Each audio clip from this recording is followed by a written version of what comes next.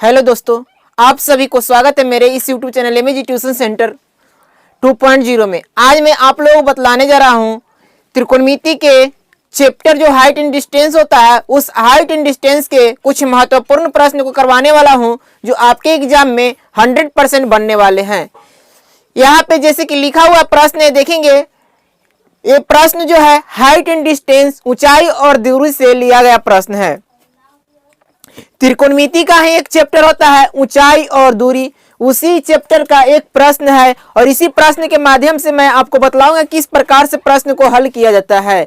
यह प्रश्न आपके एग्जाम के लिए बीबीआई प्रश्न है। लिखा हुआ है, ध्यान से देखिएगा, यहाँ पे लिखा हुआ है, एक बार मैं इसको पढ़ देता हूँ। एक सीढ़ी ऊर्ध्वाधर दीवार पर इस प्रकार टिकी हुई है कि सीढ़ी का ऊपरी सिरा दीवार के शीर्ष को स्पर्श करता है। सीढ़ी का ऊपरी सिरा जो है दीवार के शीर्ष को स्पर्श करता है। सीढ़ी भूमि के साथ 60 डिग्री का कोण बना रही है। सीढ़ी जो भूमि के साथ 60 डिग्री का कोण बना रही है। सीढ़ी का निचला सिरा दीवार से 1.5 मीटर दूर है। सीढ़ी का जो निचला सिरा है वो दीवार से कितना दूर है? 1.5 मीटर दूर है। तो ज्ञात क्या करना है? सबसे पहले सीढ़ी की लंबाई और सेकंड में क्या ज्ञात करना है? दीवार की ऊंचाई ज्ञात करना है। इस प्रकार के प्रश्न आपको एग्जाम में 1-2 प्रश्न मिल ही जाते हैं बनाने के लिए, तो इसको ध्यान से सीखिए किस प्रकार से इसको हल किया जाता है। सबसे पहले यहाँ पे ध्यान देना है, लिखा हुआ जो है इसके शर्त को हम लिखेंगे और उसी शर्त के अनुसार हम डायग्राम बनाते हैं और उसी डायग्राम के माध्यम से क्या करेंगे, इस वाले प्रश्न को हल कर लेंगे। सबसे जरूरी चीज होता है इसमें डायग्राम बनाना। तो सबसे पहले चीज देखिए, यहाँ पे जो कह रहा है किस प्रकार से कह रहा है, इसी प्रश्न के माध्यम से हम डायग्राम बनाएंगे। दिया हुआ एक सीढ़ी ऊर्ध्वाधर दीवार पर इस प्रकार टिकी हुई है कि सीढ़ी का ऊपरी सिरा दीवार का शीर्ष क्या है? सटा हुआ है। सबसे पहले दीवार होता कैसे है, तो देखिए ध्यान दीजिएगा, मैं इसको सॉल्यूशन कर रहा हूं। आप जानते हैं कि दीवार जब भी होता है तो इस प्रकार से ऊर्ध्वाधर ही होता है। ऊर्ध्वाधर होता है, ये दीवार हो गया और दीवार से सीढ़ी लगा हुआ, सीढ़ी जो है दीवार के ऊपरी सिरा को स्पर्श करता है, यानी कि ये दीवार का ऊपरी सिरा है और इसी को क्या कर रहा है? सीढ़ी स्पर्श कर रहा है। इस प्रकार से मैं सीढ़ी बना देता हूं।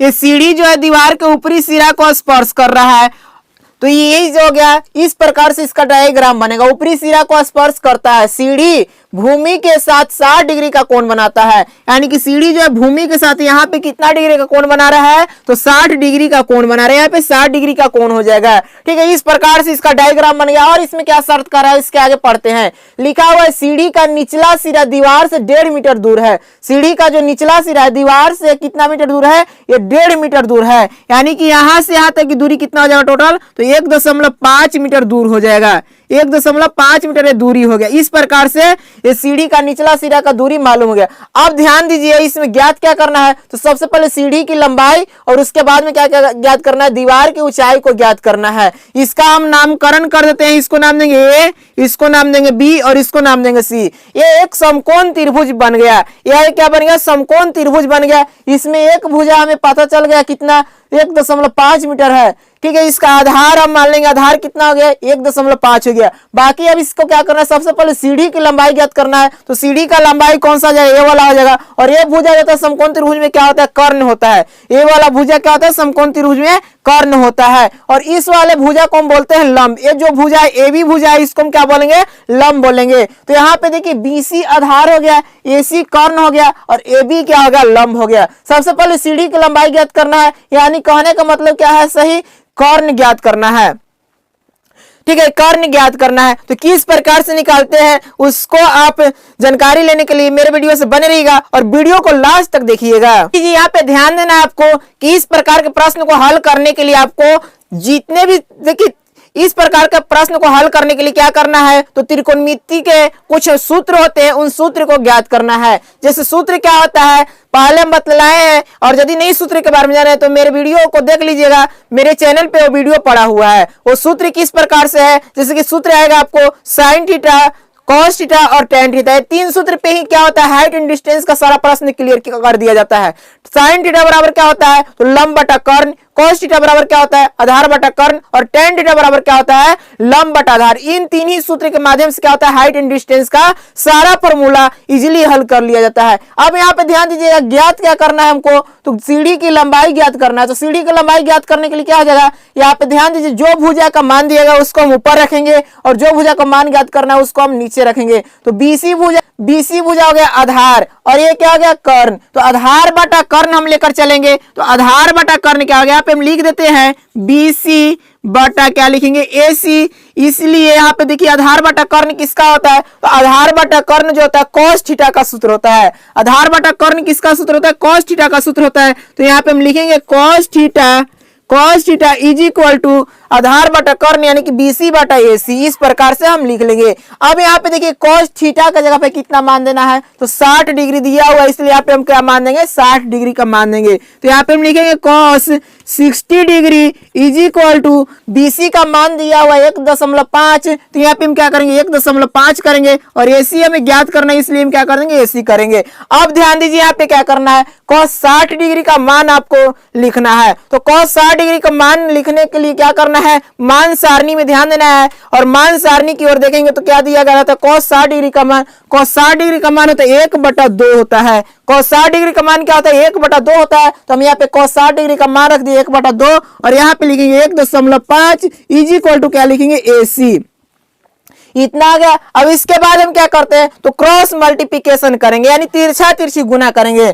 तो 1 में एसी से मल्टीप्लिकेशन करेंगे और फिर 2 में क्या करेंगे, 1.5 से मल्टीप्लिकेशन करेंगे। इस तरह से क्रॉस मल्टीप्लिकेशन किया जाता है। तो क्रॉस मल्टीप्लिकेशन करने के बाद देखिए क्या मिलता है, यहाँ पे 1 में एसी से मल्टीप्लिकेशन कीजिएगा तो क्या आ जाएगा, एसी हो जाएगा और इज इक्वल टू क्या आ जाएगा, 1.5 में 2 से मल्टीप्लिकेशन कीजिएगा तो क्या आएगा, 3 आ जाएगा। ठीक है, इस प्रकार से 3 आ गया, यानी कि एसी का मान क्या हो गया, तो 3 आ गया। यानी सीढ़ी की लंबाई कितना आ गया, तो सीढ़ी का लंबाई यही 3 मीटर आ गया। सीढ़ी की लंबाई कितना आ गया, 3 मीटर। लिखेंगे हम सीढ़ी की लंबाई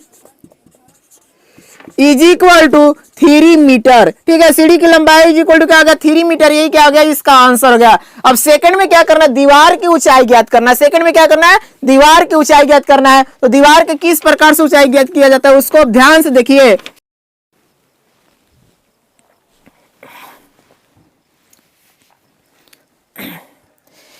अब मैं आपको बताता हूं दीवार की ऊंचाई किस प्रकार से निकाला जाता है।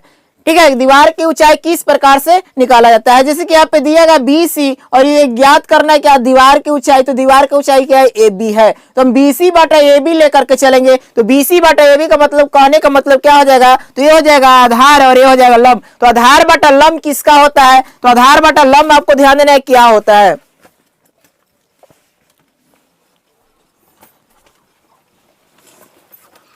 अब मैं आपको दीवार की ऊंचाई ज्ञात करके बतला रहा हूं कि दीवार की ऊंचाई क्या है। दीवार की ऊंचाई किस प्रकार से ज्ञात करना है, ध्यान से देखिएगा। तो यहाँ पे दिया गया है, इसको हम लेकर के चलेंगे, एक भुजा लेकर के चलेंगे BC और दूसरा भुजा लेकर के चलेंगे AB। AB जो है दीवार की ऊंचाई है, तो हम लेकर चलेंगे क्या, AB बटा BC, AB बटा BC। AB का मान क्या दिया गया है, तो AB का मान हमको ज्ञात करना है और BC का मान क्या दिया गया, तो 1.5 दिया गया। ध्यान से देखिएगा, BC क्या होता है, तो BC होता है आधार और AB क्या होता है, तो AB होता है लंब। तो लंब बटा आधार किसका हो जाएगा सूत्र, तो लंब बटा आधार जो होता है tan थीटा का सूत्र होता है, यानी कि tan theta is equal to क्या हो गया, AB बटा BC। ठीक है, लंब बटा आधार। अब यहाँ पर tan थीटा की जगह पे कितना मान रखेंगे, तो थीटा की जगह पे 60 दिया गया है, यानी कि इसका मान क्या हो जाएगा, 60 डिग्री। तो हम लिखेंगे tan 60 degree is equal to AB का मान हमको ज्ञात करना है, इसलिए हम AB की जगह पे AB छोड़ देंगे और BC का मान दिया हुआ कितना 1.5, तो यहाँ पे हम क्या लेंगे 1.5 ले लेंगे।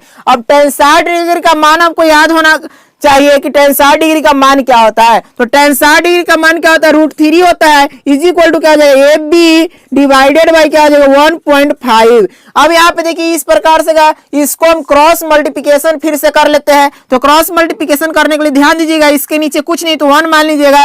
क्या आ जाएगा, 1 मानने पर इसके मान पे कोई इफेक्ट नहीं पड़ता है। तो यहाँ पे क्या आ जाएगा, AB में 1 से मल्टीप्लिकेशन कीजिएगा तो कितना हो जाएगा, AB हो जाएगा। यानी कि हम यहाँ पे लिख सकते हैं AB इज इक्वल टू, यहाँ पे हम इसको क्रॉस मल्टीप्लीकेशन फिर इस प्रकार से करेंगे तो क्या आ जाएगा √3 इंटू 1 पॉइंट क्या हो जाएगा 5। अब यहाँ पे ध्यान दीजिए, इस प्रकार से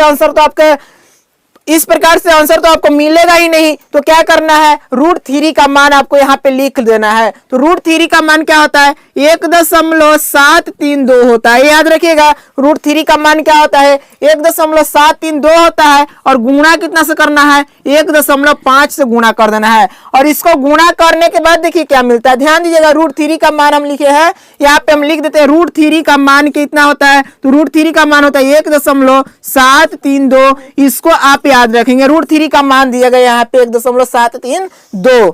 अब इनको आपस में मल्टीप्लिकेशन कीजिएगा तो आ जाएगा 2.6। ये लगभग में मान आएगा इतना 2.6 मीटर, यानी कि दीवार की ऊंचाई कितना गया 2.6 मीटर आ गया। तो इस प्रकार से हम दीवार की ऊंचाई ज्ञात कर लिए। यदि वीडियो अच्छा लगा है तो लाइक करें, शेयर करें, और इसी प्रकार के वीडियो देखने के लिए मेरे चैनल को सब्सक्राइब करना ना भूले। Thanks for watching.